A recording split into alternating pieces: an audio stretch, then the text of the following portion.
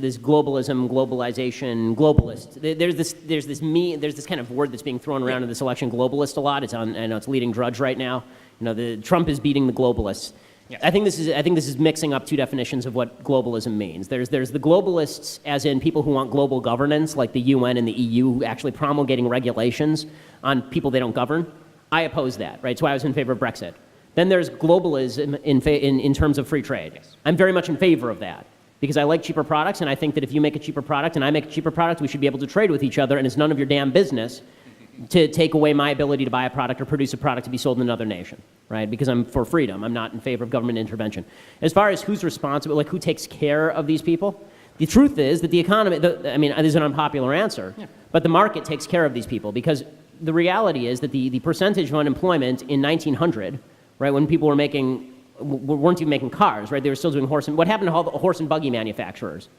Right? All of them ended up finding other jobs. This is what happens in a developing economy. And the economy is constantly developing. So that doesn't mean that it's going to be easy for people who are thrown out of work. It isn't. And this has been true since the days of the Industrial Revolution, right? There was a whole group in Britain called the Luddites, and they would go around literally smashing machinery, right? Because the Industrial Revolution created these machines, they were all out of work, they couldn't do the work by hand. They would literally go around blowing up machines to the extent the British government made it a death penalty offense to blow up machinery, because it was becoming so prevalent.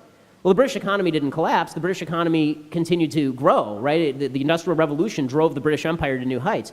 The reality is the technological change is good for people because it means that we don't have rotary telephones anymore. We have the iPhone, and we have people who work on the iPhone both here and overseas, and we work on different products. Somebody tweeted at me the other day, back in the 1950s, 90% of T-shirts were made in the United States. It's like, yes, so now they're all made in Vietnam, and we make iPhones over here. It's better. Right? The purpose of the economy is not to create jobs, it's to create better products that we all have the power to consume. And in a country where even the poorest people have an iPhone, it's very difficult to argue that technological development and free trade have really been a net loss for the American population. That doesn't help the guy who loses his job.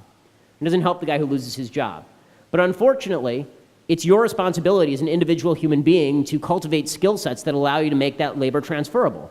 And all of these, and you can have government actors lie to you. Everybody just wants somebody to lie to them in the end.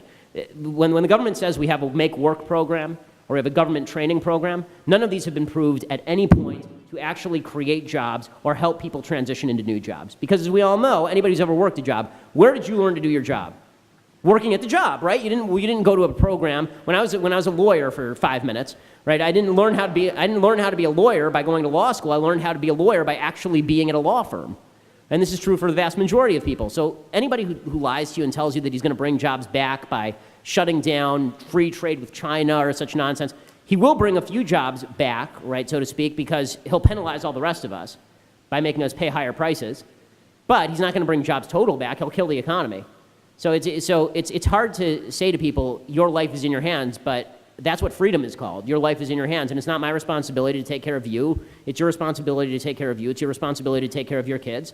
And I'll give you a helping hand if you come to me and you show me that you're willing to work. But that's my decision. That's not your decision to distribute my property.